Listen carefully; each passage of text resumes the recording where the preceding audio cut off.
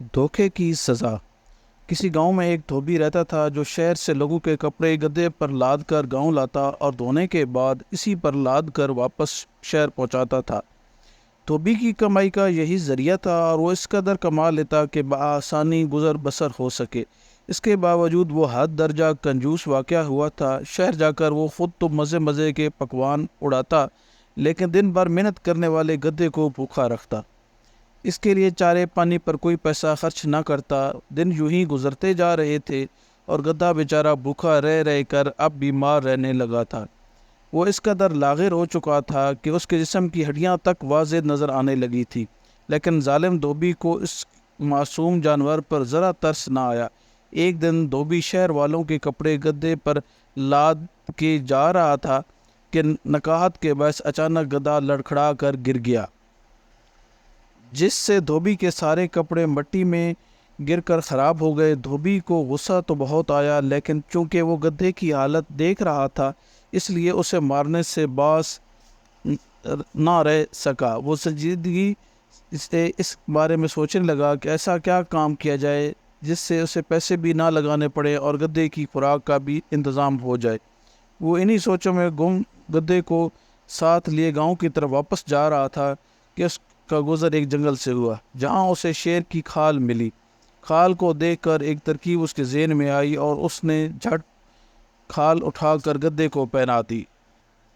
اگلے دن دھوبی گدھے کو لے کر پاس کے کھیتوں میں گیا جہاں لوگ کام کر رہے تھے۔ لوگوں نے جب شیر کو کھیتوں میں گھستے دیکھا تو خوف کے مارے بھاگ کھڑے ہوئے اور خالی کھیتوں میں گدھا مزے سے گھاس چرنے لگا۔ اب دھوبی نے روز کا یہی معمول بنا لیا۔ وہ روزانہ گدھے کو کسی نہ کسی کے کھیتوں میں لے جاتا۔ لوگ شیر کی کھال میں چھپے گدھے کو شیر سمجھ کر ڈر جاتے اور اسے بھگانے کی جرات نہ کرتے۔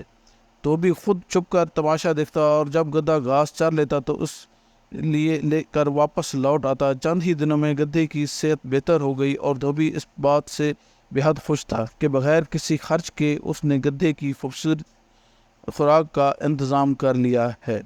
دھوبی اس بات سے انجان تھا کہ جھوٹ کی عمر زیادہ لمبی نہیں ہوتی۔ ایک دن حسب معمول دھوبی گدھے کو کھیتوں میں گھاس چرانے لے گیا۔ وہاں موجود لوگ بھی شیر کو دیکھ کر خوف کے مارے بھاگ گئے۔ ان سب میں ایک سمجھدار آدمی بھی موجود تھا۔ پہلے تو وہ بھی ڈر کے بھاگنے لگا، لیکن اچانک جب اس نے شیر کو گھاس چرتے دیکھا تو وہ ساری بات سمجھ گیا۔ اسے علم تھا کہ شیر گھاس نہیں کھاتا۔ دور نظر دوڑانے پر اسے درخت کی اوٹ میں چھپا دھوبی بھی نظر آ گیا تو اسے ساری حقیقت واضح ہو گئی۔ عقل مند آدمی نے کھیتوں میں کام کرنے والوں کو اشارے سے پاس بلایا اور انہیں ساری بات سمجھائی۔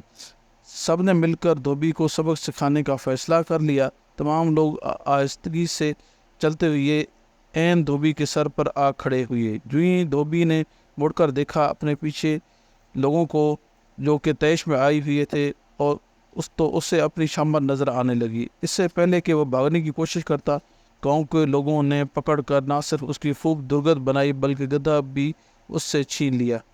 اس دن کے بعد دھوبی اپنے کاندھوں پر سامان لاد کر شہر لاتا اور لے جاتا تھا۔ جب گدھے کا نیا مالک نہ صرف اسے بے حد پیار کرتا بلکہ کھانے کے لیے بھی اپنے کھیتوں سے تازہ چارہ مہیا کرتا۔